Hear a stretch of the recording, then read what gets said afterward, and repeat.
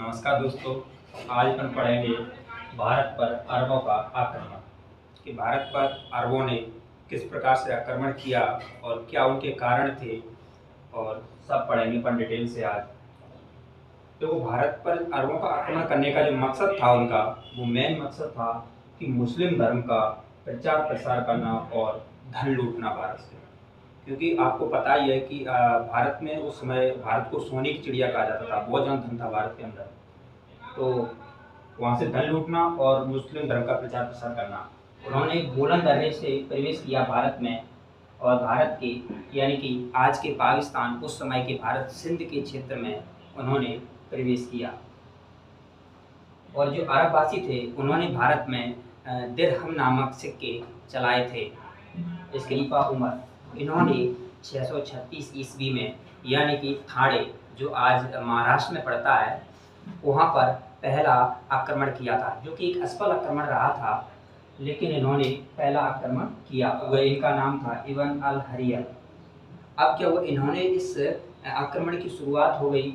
इब्न अल हरियल ने मकरान पर, जो सिंध का ही एक प्रांत था मकरान, वहाँ पर आक्रमण किया और उसको अस्थायी रूप से कब्जा कर लिया। इसका मतलब क्या हुआ, मतलब पूर्ण रूप से उनकी विजय नहीं हुई, कुछ क्षेत्र पर उनका कब्जा हो गया। इससे अरब वासियों को यह विश्वास हो गया कि वो भी आक्रमण करके जीत सकते हैं सिंध क्षेत्र को।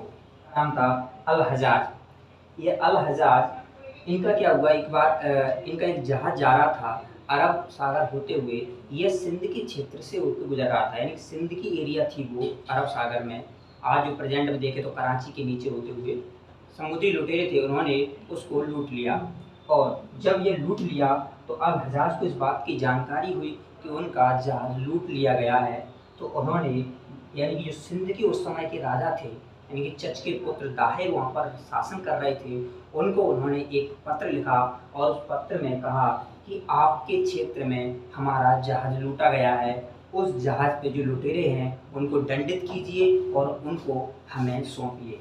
तो दाहिर ने उस पत्र का रिप्लाई करते हुए कहा कि देखो, यानी कि लुटेरे किसी के घर के नहीं होते, यानी कि लुटेरे हमारे बस की बात नहीं है, ना ही हमारे लुटेरे। उन्होंने साफ ये कह दिया।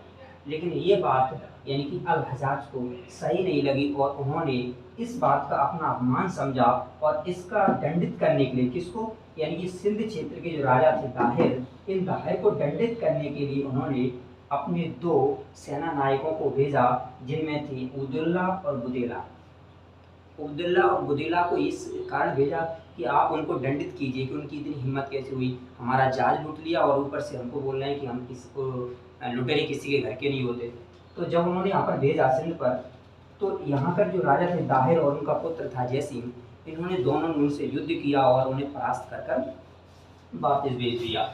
इस बात का बदला लेने के लिए अल हजाज ने दोबारा से अपने, जो उनकी सेना का जो सेनापति था और उसका नाम था मोहम्मद बिन कासिम, यह मोहम्मद बिन कासिम उनका दामाद भी था, इसको इन्होंने 712 ईस्वी में सिंध के क्षेत्र पर आक्रमण करने के लिए भेजा। और उसने 712 ईस्वी पर सिंध पर आक्रमण किया, एक सफलतापूर्वक आक्रमण किया और उसने सिंध के क्षेत्र को जीत भी लिया। इस पूरे जो युद्ध किया जो मोहम्मद बिन कासिम ने, टोटली इसकी जानकारी जो मिलती है ना, वो एक पुस्तक है, यानी कि ग्रंथ है, जिसका नाम है चर्चनामा ग्रंथ। यह मूल रूप से अरबी भाषा में लिखी गई है, इसमें इसकी जानकारी मिलती है, यानी चर्चनामा ग्रंथ में इसकी जानकारी मिलती है जो अरबी भाषा में लिखी गई है। बाद में इसका अनुवाद फारसी में भी कर दिया गया है। इसके बाद देखते हैं दोस्तों कि जो मोहम्मद बिन कासिम जब भारत का राजा बन जाता है, तो इसने सिंध के क्षेत्र में एक टैक्स लगाता है जिसका नाम था जजिया कर। यानी कि ये इस प्रकार का कर था, जो गैर मुस्लिम थे, गैर मुस्लिम यानी कि जो दूसरे धर्म के लोग थे, जिस प्रकार से कि बौद्ध धर्म के, जैन धर्म के, हिंदू धर्म के, उन धर्म को अपने धर्म के लिए टैक्स देना होता था।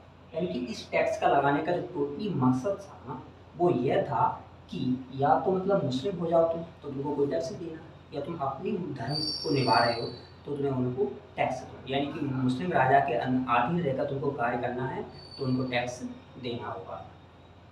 इसके बाद देखते हैं कि मोहम्मद बिन कासिम उसके बाद चला जाता है और उसकी डेथ भी हो जाती है।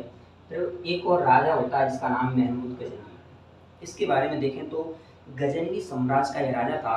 गजनी साम्राज्य की स्थापना जो करी थी वो एक तुर्क सरदार ने की थी। इसका नाम था अल्पतगीन।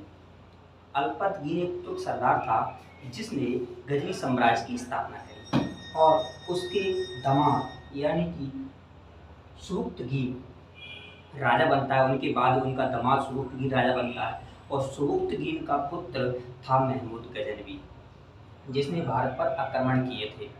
तो यानी कि महमूद गजनवी के पिताजी सुबुक्तगीन, सुबुक्तगीन के और यानी कि अल्पतगीन, इन्होंने जो तुर्क सरदार थे इन्होंने ही गजनी साम्राज्य की स्थापना करी।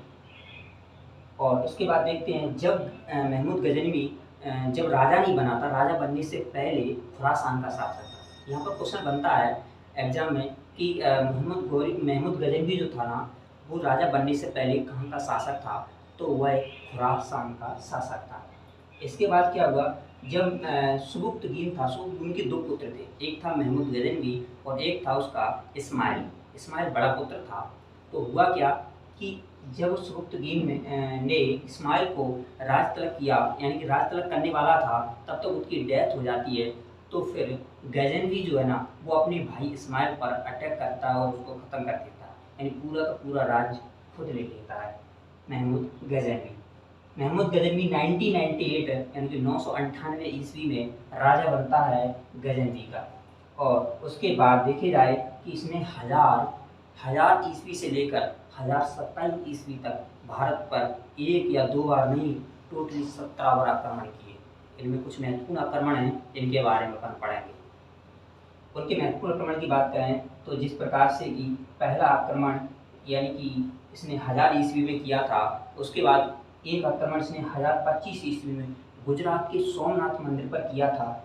यह सोमनाथ मंदिर जो है भगवान शिव का मंदिर था, और उस समय गुजरात पर जो राज्य कर रहे थे राजा थे वो भीमद्वितीय थे, है ना। इसने गुजरात सोमनाथ मंदिर पर आक्रमण किया और वहाँ से बहुत सारा धन लूटा और उस धन को वापस ले जाने लगा।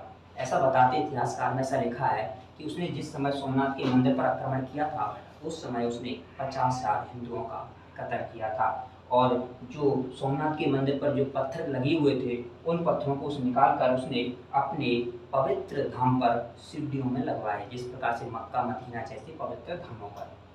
उसके बाद इसने 1027 में इसका आक्रमण होता है जाटों के विरुद्ध। जाटों के विरुद्ध एक लड़ाई होती है महमूद गजनवी की, और यह उसका अंतिम आक्रमण था। उसके बाद देखते हैं कि महमूद गजनवी उसकी 1030 ईस्वी में मृत्यु हो जाती है। खोखरो जनजाति से आक्रमण के द्वारा उसकी मृत्यु हो जाती है। इसके एक्स्ट्रा पर देखते हैं कुछ चीज़ें और कि उसने उपाधि जो क्या क्या धारण की थी। महमूद गजनवी एक पहला राजा था भारत में जिसने पहली बार यानी सुल्तान की उपाधि धारण करने वाला। इसने सुल्तान की उपाधि जो थी वो बगदाद के खलीफा खादिर से ग्रहण की थी, और उसके अलावा उसने दो और उपाधि धारण की थी, जिसमें यामीन उद दौला और यामीन उल मिल्ला की उपाधि है। इसके बाद देखते हैं इसके कुछ साथ में जब वहाँ से आक्रमण करने आया था भारत में, तो उसके साथ कुछ कवि आए थे। इन कवि के बारे में देखें तो एक कुतबी था, फिरदौसी और अलबर्नी। कुतबी की बात करें तो कुतबी एक दरबारी कवि था, यानी कि दरबार में जो कुछ भी होता था उसका सारा लेखा जोखा ये रखता था। उसके बाद फिरदौसी की बात करें तो फिरदौसी ने एक शाहनामा नामक एक बुक लिखी है इसी के ऊपर। और दूसरी बात करते हैं अलवर्नी, तो किताब उल हिंद अलवर्नी ने लिखी है। अपना हमें पढ़ते हैं कि मोहम्मद गौरी इसको भारत में मुस्लिम राज का संस्थापक माना जाता है, क्योंकि इसके बाद ही भारत में दिल्ली सल्तनत शुरू हो जाती है। तो देखते हैं अपन इसने प्रथम आक्रमण कब किया। इसने प्रथम आक्रमण जो किया वो 1175 ईस्वी में किया। इसने 1175 ईस्वी में सिंध के क्षेत्र मकरान पर प्रथम आक्रमण किया और इसने उसको जीत लिया। उसके बाद इसने उसके जस्ट 2 साल बाद यानी 1178 ईस्वी में इसने गुजरात पर आक्रमण किया। उस समय गुजरात पर जो राज चल रहा था वो चल रहा था चालुक्य वंश के राजा मूलराज द्वितीय का। जब उसने गुजरात पर आक्रमण किया तो मूलराज द्वितीय के छोटे भाई भीमद्वितीय ने मोहम्मद गौरी का सामना किया और उससे युद्ध लड़ा, तो उसने मोहम्मद गौरी को हरा दिया।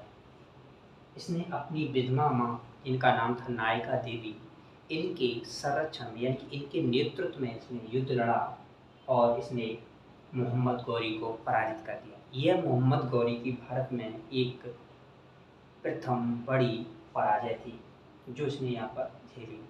इसके बाद मोहम्मद गौरी 1191 ईस्वी में तराइन का प्रथम युद्ध लड़ता है जो कि मोहम्मद गौरी और पृथ्वीराज चौहान तृतीय के बीच में होता है, जिसमें पृथ्वीराज चौहान तृतीय की जीत होती है और मोहम्मद गौरी की हार होती है।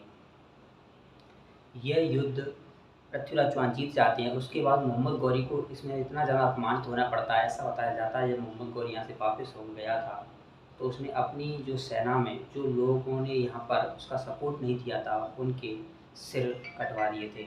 और उसके बाद मोहम्मद गौरी जस्ट एक साल बाद यानी कि 91 में इसने तराइन का प्रथम युद्ध लिया 1191 में, और 1192 में इसने तराइन का दूसरा युद्ध लड़ा और इस युद्ध में उसने विजय प्राप्त की। यानी कि यह युद्ध भी पृथ्वीराज चौहान और गौरी के बीच में हुआ जिसमें पृथ्वीराज चौहान की हार हुई और मोहम्मद गौरी की विजय हुई। इस प्रकार से गौरी ने और एक चंदावर का युद्ध लड़ा जो कि 1194 ईस्वी में लड़ा।